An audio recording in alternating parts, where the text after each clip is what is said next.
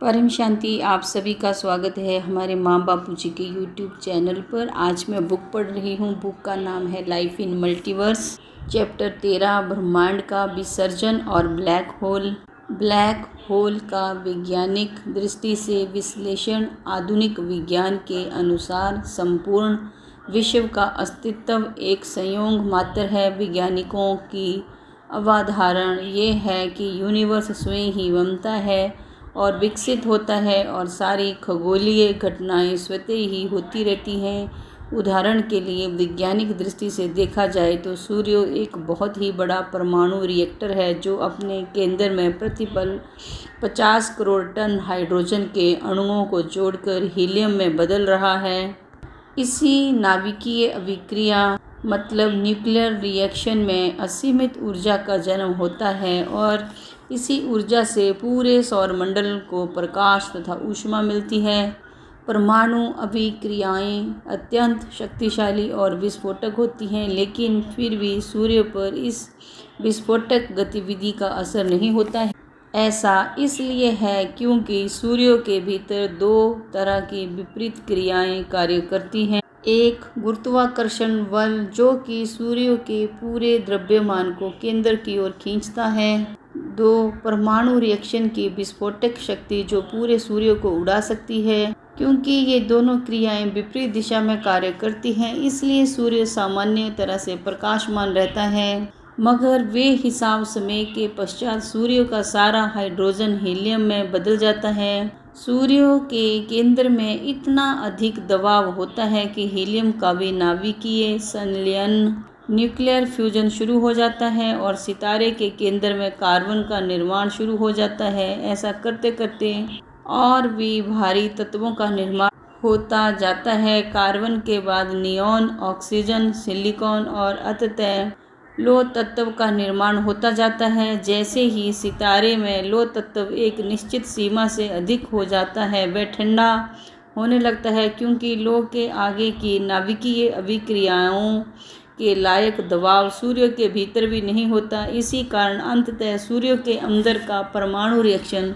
बंद हो जाता है। ऐसा होते ही गुरुत्वाकर्षण का दबाव भारी पड़ने लगता है और सूर्य का केंद्र स्वयं के ही गुरुत्वाकर्षण के अधीन होकर स्वयं में ही ढह जाता है। गुरुत्वाकर्षण क्षेत्र में एकाएक हलचल के कारण सितारे में एक बहुत ही विशालकाय और शक्तिशाली धमाका होता है, जिसमें सितारे के बाहरी आवरण छिन्न भिन्न होकर विराट अंतरिक्ष में फैल जाते हैं। इस धमाके को सुपरनोवा या हाइपरनोवा कहा जाता है। सुपरनोवा के बाद सितारे का केवल केंद्र ही बचता है, जिसका गुरुत्वाकर्षण बल मूल सितारे से लाखों गुना बढ़ जाता है। ये इतना शक्तिशाली होता है कि कोई भी वस्तु, यहाँ तक कि प्रकाश भी इससे बच नहीं सकता और इसी में समा जाता है। एक विशाल सितारा एक अणु से भी छोटे बिंदु में समा जाता है।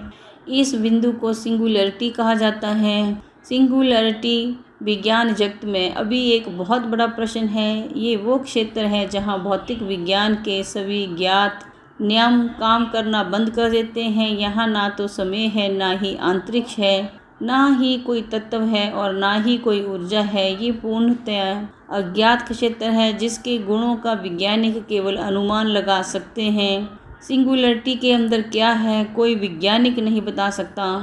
बेहद ज्ञान के अनुसार ब्लैक होल का वर्णन परम पूज्य बापू जी ने अपनी दिव्य दृष्टि से ये बताया है कि बेहद का विश्व कितना बड़ा है। बेहद के ज्ञान के अनुसार यूनिवर्स अपने आप ही नहीं बन गया, इसे बनाने वाली परम प्रकाश से बनी हुई एक चैतन्य सत्ता है जिसे परम महाशिव कहा जाता है। हमारा यूनिवर्स 16 कला की शक्ति वाले परम महाशिव के संकल्पों से बना है। इसी तरह आकाश गंगाओं के भी रचयिता हैं जिनके पास 8 से 12 कला का परम प्रकाश होता है और इनको महाशिव कहा जाता है। सूर्यमंडल के रचयिताओं को शिव कहा जाता है जिनके पास 1 से 4 कला का परम प्रकाश होता है। शिव ने संकल्पों से सृष्टि की रचना की। संकल्प माना सोचना, सोचना माना कर्म, कर्म करना माना उसकी आत्मा की शक्ति, परम प्रकाश कम होना। कोई भी कर्म करता है तो उनको कर्म बंधन लगता है।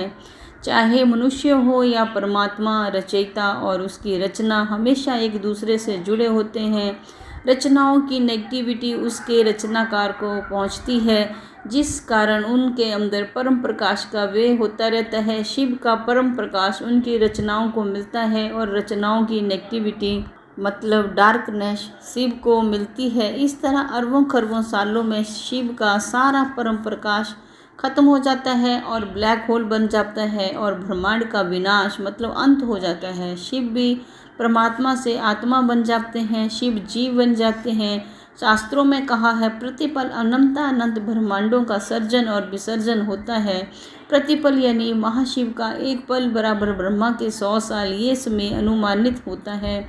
समय से पहले भी शिव का परम प्रकाश खत्म हो सकता है। एक सौर मंडल शिव का ब्लैक होल, महाशिव का एक पल इक्वल टू 72,000 कल्प प्रलय इज इक्वल टू 3110 खरब 40 अरब साल के बाद महाकल्प प्रलय। जब ब्रह्मांड के शिव का समय पूरा होता है, जब शिव के पास केवल 10% पावर बचती है, तब शिव में ब्रह्मांड चलाने की शक्ति मतलब परम प्रकाश नहीं रहती। तब महाकल्प प्रलय करके शिव सूर्यों में प्रवेश करके काल अग्नि पैदा करके पूरे ब्रह्मांड को जलाकर भस्म कर देते हैं और पूरे ब्रह्मांड यानी सौर मंडल का विनाश होता है। एक गैलेक्सी महाशिव का सुपरमैसिव ब्लैक होल, महाशिव के 100 साल इक्वल टू 3110 खरब 40 अरब साल मल्टीप्लाई बाई 31 अरब 53 करोड़ 60 लाख साल के बाद महाकाल प्रलय। जब महाब्रह्मांड के महाशिव का समय पूरा होता है मतलब केंद्र में जो महापरम धाम है वहाँ 90% पावर खत्म हो जाती है और 10% ही पावर बचती है। तब महाशिव में महाब्रह्मांड को चलाने की शक्ति मतलब परम प्रकाश नहीं रहती। तब महाशिव परम धाम के केंद्र में प्रवेश करके 10% परम प्रकाश के पावर से जोरदार संकल्प करके विराट रूप धारण करके महाकाल बनकर परम अग्नि पैदा करके गुरुत्वाकर्षण से अनंत कोटि ब्रह्मांडों को अपने रोम रोम में समा लेता है और पूरी गैलेक्सी का विनाश हो जाता है। नियम ये है कि जो सर्जन करता है वही विसर्जन कर सकता है। विसर्जन माना मुक्ति। ब्लैक होल उन पूरे 5 तत्वों के सूर्यमंडल गैलेक्सी को परम अग्नि में, परम अग्नि को परम वायु में और परम वायु को परम आकाश और परम आकाश को परम प्रकाश में परिवर्तित करके अपने अंदर खींचकर अपने में समा लेते हैं। अग्नि से परम अग्नि की ग्रेविटी कई गुना ज़्यादा होती है। ब्रह्मांड समझो 1 प्रकाश वर्ष का है या 10-20 प्रकाश वर्ष का है, जितना भी है, और महाब्रह्मांड मतलब गैलेक्सी समझो 1 लाख प्रकाश वर्ष का है या 20 लाख 35 लाख प्रकाश वर्ष का है, जितना भी है ब्लैक होल में समा जाता है। ब्लैक होल में शिव का सारा सर्जन, पूरा ब्रह्मांड और शिव की रची हुई सारी आत्माएं विसर्जित हो जाएंगी। उदाहरण के तौर पर शिव के पास एक कला का परम प्रकाश है तो उसकी रचनाओं में एक कला से कम की पावर होगी, इसलिए एक कला के अंदर की सभी आत्माएं शिव शक्ति, ब्रह्मा, विष्णु और शंकर सभी खत्म मतलब डाइल्यूट हो जाएंगे। मगर हाई क्वालिटी की आत्माएं जैसे महाशिव की रचना हो, परम महाशिव की रचना हो या ऊपर की कला के परम प्रकाश की शक्तिशाली आत्माएं हो, जो इस ब्रह्मांड में जन्म मरण के चक्कर में आकर मनुष्य रूप में फंस गई हों, तो वो एक कला से ज़्यादा पावर वाली आत्माएं शिव के ब्लैक होल में डाइल्यूट नहीं होंगी। ब्लैक होल्स उसे डाइल्यूट नहीं कर सकती, वे बच जाएंगी और वो आत्माएं अपने अपने रचयिता के पास चली जाएंगी। ब्लैक होल को चलाने वाली चैतन्य आत्मा होती है, उसके केंद्र में शिव महाशिव की आत्मा रहती है। जब शिव महाशिव के पास परम प्रकाश या तब परम आत्मा परमात्मा कहलाते थे, परंतु जब परम प्रकाश खत्म हो गया तो परम आत्मा शिव से जीव बन गए अर्थात ब्लैक होल बन गए। शिव की आत्मा उस ब्लैक होल के अंदर रहेगी और ऐसे ही ब्लैक होल बनकर गैलेक्सी में घूमती रहेगी। जब काल अग्नि ठंडी हो जाती है तब शिव धीरे धीरे अपने रचयिता के अंदर परम प्रकाश पावर भरेंगे और जीव से परमात्मा शिव बनकर फिर से सर्जन करने के लायक बनेंगे और नया सर्जन करेंगे। या ऐसा भी संभव है कि महाशिव दूसरे शिव को सौर मंडल की रचना करने के लिए भेजेंगे। हमारी गैलेक्सी में जितने सूर्यमंडल दिखते हैं लगभग उसके आधे सूर्यमंडल ब्लैक होल बनकर घूम रहे हैं। हमारी मिल्की वे गैलेक्सी के अंदर में एक सुपरमैसिव ब्लैक होल है जिसे सैजिटेरियस ए नाम दिया गया है। हमारे यूनिवर्स में जितनी गैलेक्सियां दिखती हैं लगभग उसकी आधी गैलेक्सियां सुपरमैसिव ब्लैक होल बनकर घूम रही हैं जो हमें दिखती नहीं हैं। जब हमारा मल्टीवर्स बना था तब 100 कला का था, अब वह मल्टीवर्स गिर के -15 कला का हो गया है। अपना यूनिवर्स जब बना था तब 16 कला का था जो अब -100 कला का हो गया है। अलग अलग ब्लैक होल्स जैसे सौर मंडल के सूर्यों के छोटे ब्लैक होल्स, गैलेक्सी के बड़े सुपरमैसिव ब्लैक होल्स, फिर इसी तरह यूनिवर्स के, ग्रेट यूनिवर्स के और मल्टीवर्स के भी ब्लैक होल्स हैं। ऊपर से देखो तो हमारा पूरा मल्टीवर्स एक काला बिंदु जैसा दिखता है। जब विसर्जन होता है तब ब्रह्मा का समय समाप्त होता है। कालअग्नि ब्लैक होल में टाइम, स्पेस तत्व, परम तत्व सब खत्म हो जाते हैं, यानी पूरे ब्रह्मांड की सारी जानकारी मतलब पूरा रिकॉर्ड उसमें ख़त्म हो जाता है। ब्लैक होल में गई हुई वस्तु वापस निकल नहीं सकती, रोशनी की एक किरण भी नहीं। ब्लैक होल में शिव की आत्मा के पास ग्रेविटी, एंटी ग्रेविटी दोनों शक्ति होती है। ग्रेविटी एंटी ग्रेविटी है यानी आत्मा है, उसमें चैतन्य शक्ति है। साइंस के अनुसार ब्लैक होल्स का सिद्धांत कहता है कि एटम से भी छोटे बिंदु, पॉइंट ऑफ सिंगुलरिटी में सारा ब्रह्मांड समा जाता है। ब्रह्मांड का सर्जन और वाइट होल तथा बिग बैंग थ्योरी का आपस में संबंध, वैज्ञानिक समाज हमेशा से ही यूनिवर्स के जन्म के रहस्य को समझने का प्रयास करते रहे हैं। जैसे जैसे मानव जाति का भौतिक विकास होना शुरू हुआ वैसे वैसे ब्रह्मांड से परे का ज्ञान मनुष्यों की समझ में आया है। सौर मंडल से आगे गैलेक्सी, उससे आगे यूनिवर्स, ये सब जानकारी सबको पता चली, लेकिन भौतिक साधनों पर अत्यधिक निर्भरता का दुष्परिणाम ये हुआ कि साधनों के माध्यम से मिलने वाले भौतिक विज्ञान को वैज्ञानिक प्राचीन धर्मशास्त्रों से नहीं जोड़ पाए। सनातन धर्म के वेदों शास्त्रों को अंधविश्वास मान लिया गया। परम पूज्य बापूजी के अनुसार हिंदुओं के वेद शास्त्रों में हमारे ब्रह्मांड यानी सौरमंडल का पूरा इतिहास और भूगोल है। हमारा सूर्यमंडल ब्रह्मांड कैसे बना, किसने बनाया, कैसे संचालित होता है, कब विसर्जित होता है, ये सारा ज्ञान शास्त्रों में पहले से ही मौजूद है। वैज्ञानिकों की इसी गलती के कारण आज इतनी उन्नति कर लेने के बाद भी वे यूनिवर्स को सही नहीं समझा पा रहे हैं। उनका मत ये है कि यूनिवर्स आज से लगभग 13.7 अरब वर्ष पहले बना, बिग बैंग नाम की घटना के साथ बना। बिग बैंग थ्योरी क्या होती है? करीबन 1380 करोड़ साल पहले अणु से भी छोटे एक छोटे से बिंदु सिंगुलरिटी में से सब कुछ अस्तित्व में आया।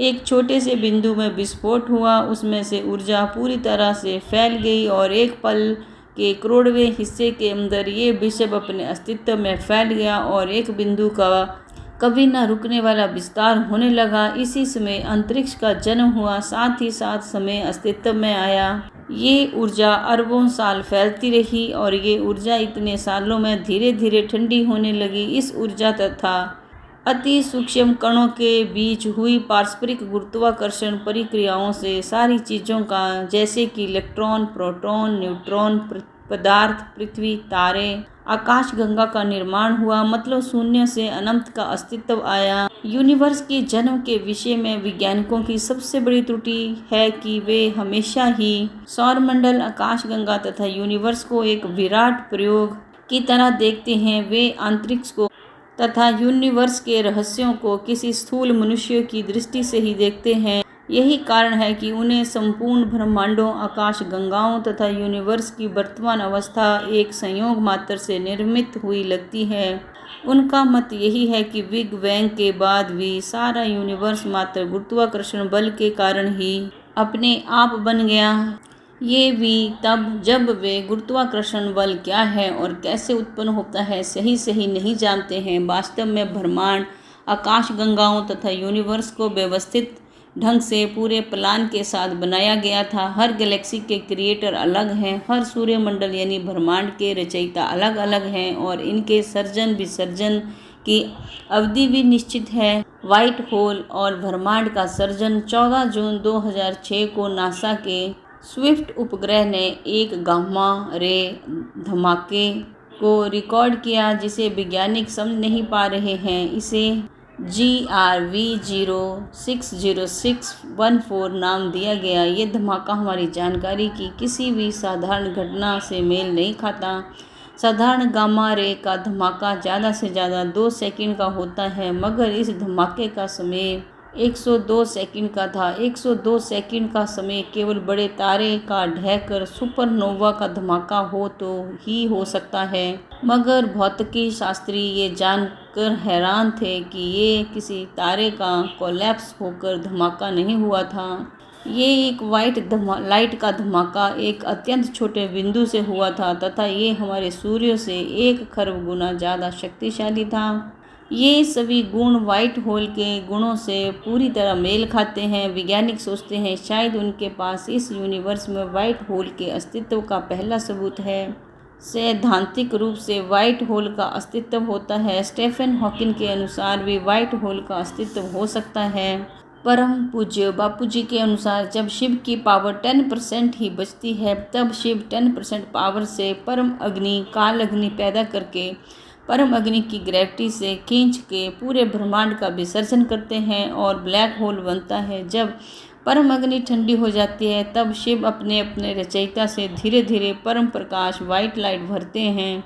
मतलब 5 तत्वों वाला ब्रह्मांड परम अग्नि में परिवर्तित होकर ब्लैक होल बना है। वह धीरे धीरे परम अग्नि परम वायु में परिवर्तित होता है, फिर परम वायु परम आकाश में, परम आकाश परम महातत्व में और परम महातत्व से परम प्रकाश में सब कुछ परिवर्तित होता है। इन सारे तत्वों के परिवर्तन की प्रक्रिया शिव करते हैं। इसी तरह पावर भरते भरते धीरे धीरे ब्लैक होल एक दिन परम प्रकाश का वाइट होल बन जाता है। इसके लिए बेहिसाब समय लगता है। फिर से पहले के जितनी कला की पावर का परम प्रकाश आ जाने के बाद शिव फिर से हूबहू ब्रह्मांड का सर्जन करते हैं।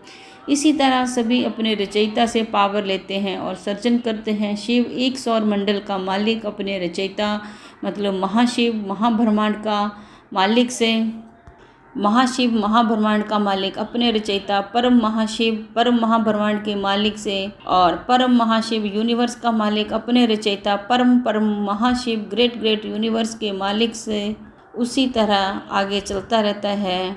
शिव की आत्मा के ऊपर माइट महातत्व का आवरण होता है। ब्लैक होल में ब्रह्मांड के विसर्जन के बाद भी इस महातत्व में ब्रह्मांड कितना बड़ा स्पेस था और ब्रह्मांड की आयु टाइम कितनी थी उसका रिकॉर्ड रह जाता है, वो खत्म नहीं होता। इस जानकारी से शिव फिर से दोबारा उसी तरह के हूबहू ब्रह्मांड बनाते हैं, मगर आत्माएं नई तरह से बनती हैं। आत्माओं का सर्जन नया होता है। सर्जन के साथ ही समय, जैसे हमारे ब्रह्मांड का समय ब्रह्मा के 100 साल और स्पेस जैसे अभी हमारे सौर मंडल की स्पेस 1.6 प्रकाश वर्ष है और हमारे यूनिवर्स की स्पेस 2400 अरब प्रकाश वर्ष है, मतलब अस्तित्व में आता है। ब्लैक होल को वाइट होल बनने में अरबों खरबों साल लगते हैं। वाइट होल ब्लैक होल से एकदम विपरीत काम करते हैं। वो चीज़ों को अंदर से बाहर की ओर फेंकते हैं और नए ब्रह्मांड को जन्म देते हैं, सर्जन करते हैं। वाइट होल वास्तव में परम प्रकाश का होता है। परम प्रकाश को स्थूल आंखों से या विज्ञान के स्थूल तत्वों के साधनों से नहीं देखा जा सकता है।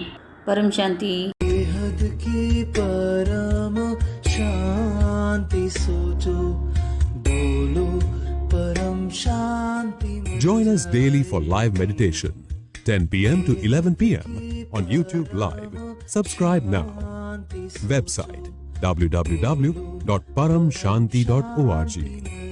Email us anand@paramshanti.org. Like, share, subscribe.